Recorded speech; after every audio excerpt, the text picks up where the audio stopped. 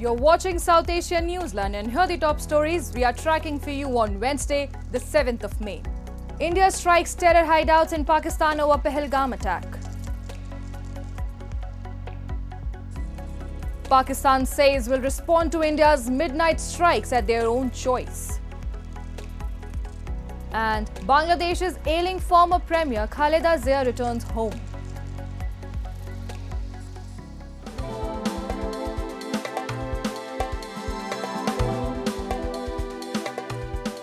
And now for all the details. In a major retaliatory strike, after 26 Indian men were killed by terrorists affiliated to a Pakistan-based terror outfit, India in the wee hours of Wednesday launched strikes at terror hideouts in Pakistan and Pakistan-occupied Jammu and Kashmir. Here's what we know so far. 2 weeks after 26 tourists, including 2 government officials on leave, were killed by terrorists affiliated to a Pakistan-based terror outfit, India in the early hours of Wednesday launched strikes at 9 locations in Pakistan and Pakistan-occupied Jammu and Kashmir. Briefing about the attack, India said the joint forces of the Indian Armed Forces launched Operation Sindoor in the intervening night of 6th to 7th May, hitting terrorist infrastructure in Pakistan and POJK, from where terrorist attacks against India have been planned and directed. India has said the steps were taken in the wake of the barbaric Pahalgam terror attack, adding that the actions taken were focused, measured and non-escalatory in nature. As per government sources, the 9 sites targeted were Jaish-e-Mohammed and Lashkar-e-Taiba in Muzaffarabad, Kotli, Bahawalpur and Muridke. India, which had earlier taken slew of diplomatic measures against Islamabad, has said that strikes in Pakistan were aimed to preempt further cross-border attacks. Earlier this morning, as you would be aware, India exercised its right to respond and preempt as well as deter more such cross-border attacks. These actions were measured, non-escalatory, proportionate and responsible. They focused on dismantling the terrorist infrastructure and disabling terrorists likely to be sent across to India. Following the strikes, Indian Prime Minister Narendra Modi also chaired cabinet meeting in New Delhi. An all-party meeting has also been called to brief the opposition about the action taken. Pakistan, following the strikes, has resorted to artillery shelling across line of control, targeting the civilian population. As a precautionary measure, keeping any Pakistan's aggressive retaliation in areas beyond the LOC, Indian Airlines have also shut operations temporarily across northern India, with Srinagar and Amritsar airports shutting until further orders.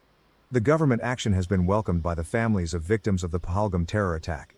What I've learned from the news channels, which I've been watching from morning 6 o'clock, there have been strikes on the terror outfits, which have been in the Pakistan-occupied Kashmir. So if it is attack on the terror outfits, I think it's the right thing, because if not now, they will kill some more civilians, some more people across the border, across India, etc. So I think government has done a detailed study before coming into this conclusion of attacking these terror outfits, and we completely support the government decision. नहीं, ये तो होना ही चाहिए था. देखिए, attack तो होना ही. मेरा ये कहना है, भारत सरकार जब अटैक किए हैं, ऐसा एक 9 घाटी उड़ा के ऐसा नहीं, पूरा होना चाहिए. मतलब पूरा पाकिस्तान को उड़ा देना चाहिए, क्योंकि इसको खत्म नहीं करने से फिर से ये जो इंसिडेंट हुआ था फिर से होगा. While China, Qatar, UAE, UN and several other countries have urged restraint by New Delhi and Islamabad, Israel termed India's action as its right to self-defense, while expressing its support. It is the biggest strike India has taken against Pakistan since the 1971 Bangladesh Liberation War. The 2 nuclear-armed nations have fought multiple wars since their partition in 1947. India had also taken military action against Pakistan-based terror outfits in 2016 and 2019, when terrorists attacked its military personnel in Uri and Pulwama.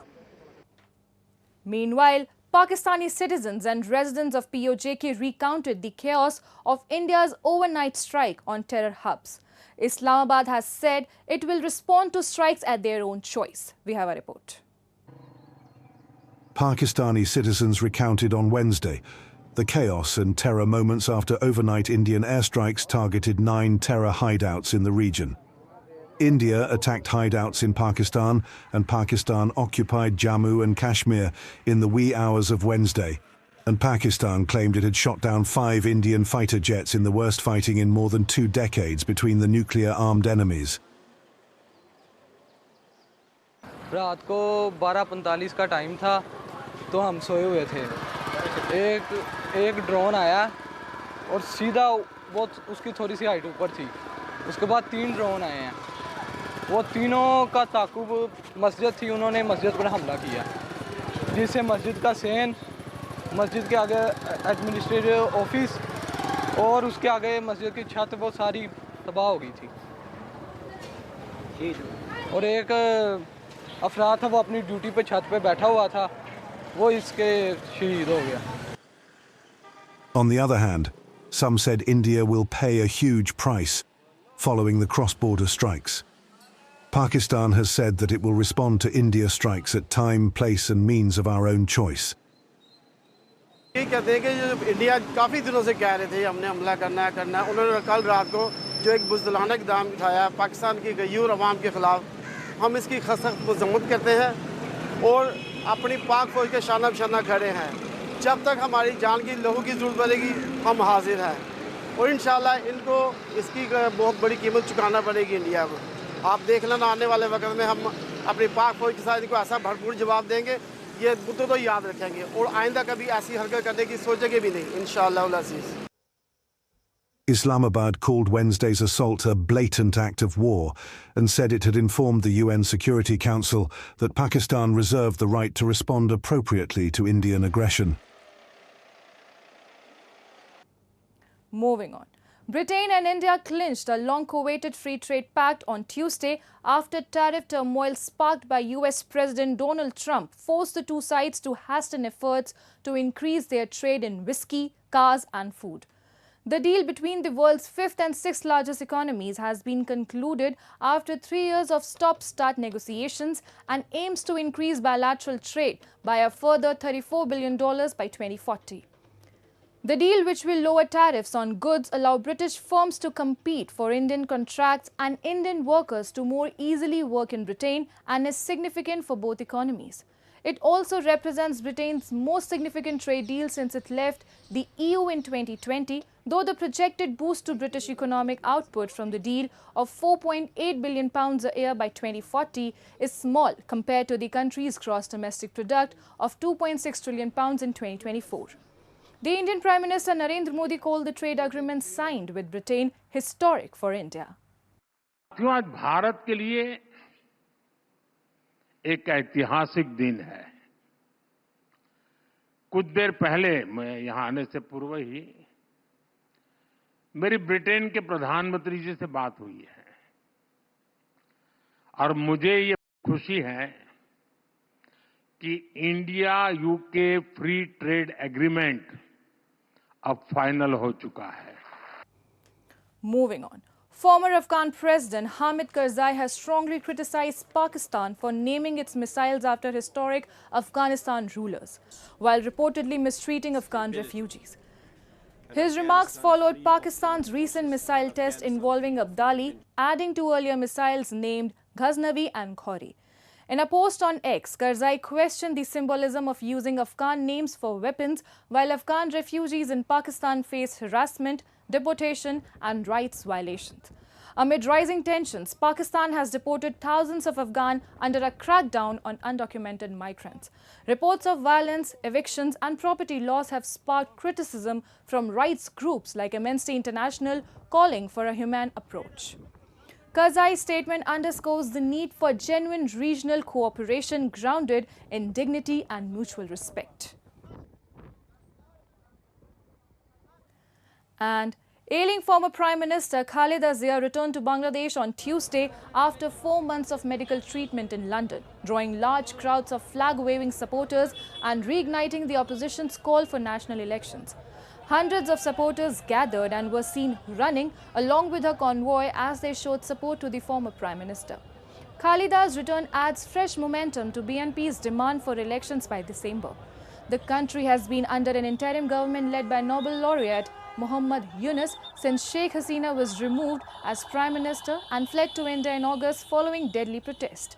Yunus has pledged reforms and said the poll could be delayed until 2026. Khaleda has long suffered from liver cirrhosis, heart problems and diabetes and arthritis. Her legal troubles under Hasina's government, including a 17-year prison sentence in corruption cases, were denounced by her party as politically driven. She was released in 2020 on condition that she would not travel abroad.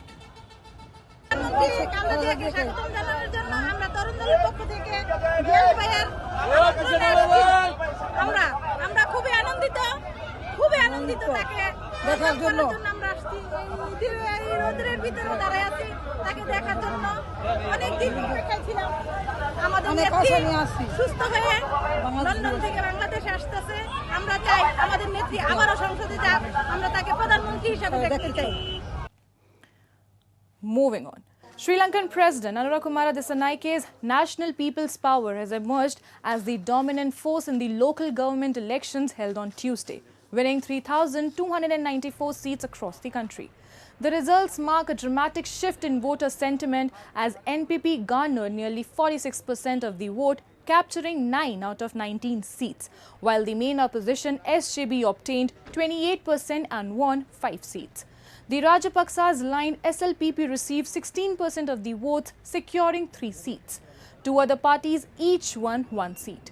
The outcome is significant, making the NPP's victory a notable achievement.